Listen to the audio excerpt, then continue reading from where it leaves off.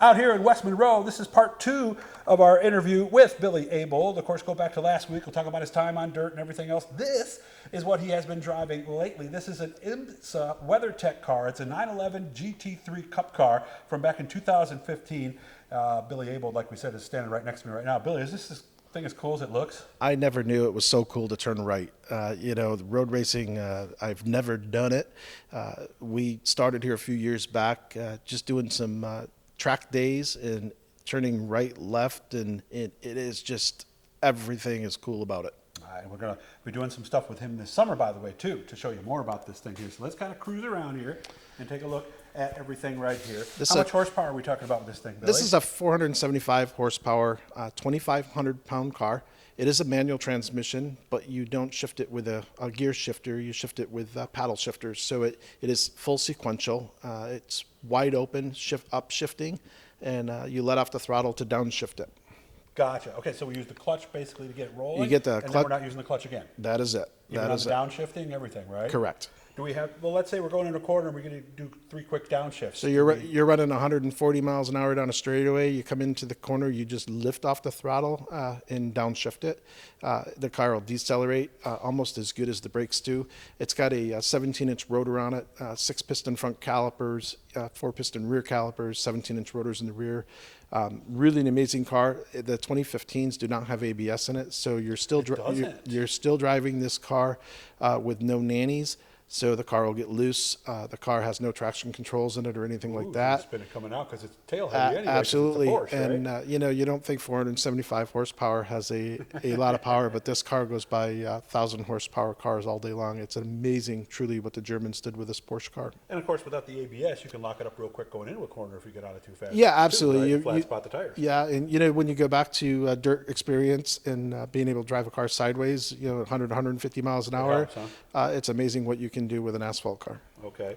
And it's just a single hub to get the wheels off, not like what NASCAR is going to go to next. It is, right? and torqued at about 375 pounds, so you need about a 8-foot bar to get them off. They're, really? Yeah, pretty amazing, Okay. or a real amazing impact wrench. We're going to look at the side in a second, but obviously the spoiler does amazing work here. Most of this car is carbon fiber. Most of it, a lot of the chassis is aluminum, chromoly roll cage. Porsche builds an amazing car here, and every one of these cars are matched identical. This car has an air jack system in it, so you can... Oh, it does? Okay. Yeah, you can just jack... Where does that get attached? That is right here. Oh, right here. That's where the air jack goes right there. So, yeah, all carbon fiber and... fuel cell in it. It's a very lightweight car. Okay. All gas strut suspension in it. It has... it's very similar to the factory GT3s that come off that you can buy on the street. However, it's...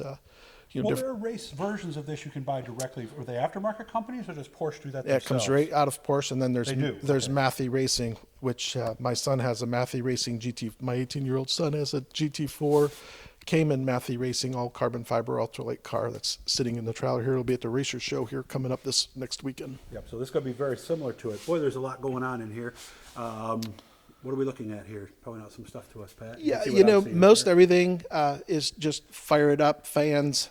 This, has headlights. It has blinkers for if you're running in the wet and so on. It has the flasher in the rear like an F1 car. Mm-hmm. It has a cool system, for a cool suit. It is air shift, so it has air pumps and so on. And then it has a full cameraing system, which you can run both the driver. You can run internal, external, and forward, rear views with the cameras to watch what the car's doing. Okay, the big red switch on the top there, that's obviously that's going to be right? That's going to be your on-off. To the left of that, the red dial is brake bias. So which way for front? Which way? Oh, it's labeled even. Okay. Yeah, so it is left for rear, right for front. So it is manual. It's what's really unique with this car. The passenger door we took off the car. It weighs about 2.5 pounds. That's it? Yeah, that's it. So it's truly amazing. It's carbon fiber is unbelievable. Okay. Now, do we have other gauges to let us know where we are on the brake bias? So up on the actual instrument cluster on the dashboard, which we have it powered down right now, it's all LED, and all your information is up there on everything in the car, whether it's water temperature, oil, speed, whatever. Mm-hmm. What are the buttons that we see on the steering wheel? You'll have a reverse, so you'll have to put the car down to neutral, push the reverse button in, and that puts it back into reverse. You can change the displays, fuel mileage and so on with the car. You're running long races, you'll you'll be watching the fuel gauges in the car. Okay, carbon fiber seat, obviously. It is. Okay. What's the difference between your car and your son's car? About 500 pounds, 100 horsepower. He's a little heavier, a little smaller car. It's a Cayman. And his is a mid-engine car instead of a rear-engine car. Oh, really? And the Cayman handles much better than this car. I would think because it's mid-engine. The Cayman has ABS, has a lot more of the bells and whistles, has traction control. Oh, it does? It does. And that car turns some pretty amazing times. Easier to drive? It is a lot easier to drive. Not as fast, but Right. it is a lot easier to drive. Well, probably perfect for him as he's still learning at this point, It right? is, yes. Where do you run these cars? So we run the New York State Safety Track, just basically track day events. We're running right now up Gonna to go around the car here. Pine View Run Billy needs to know in where I'm going. Lafayette, New York. That's been a great event up there. We've run the Challenge Cup. We won it a year ago. Is that Todd Milton's deal? That is Todd Milton's deal. We were runner-up in the points championship this year. And you said it's almost like kind of like a golf league or something, I think was what you equated it to. You know, it's a great way to relieve stress from your everyday life. Yeah, because you're racing, but you're racing against the clock, right? Absolutely, yeah. And in the camaraderie of the people that you're running with up there, they have all the same likes that you do. So, the conversations are easy. Everybody's friendly. Everybody's helping everybody.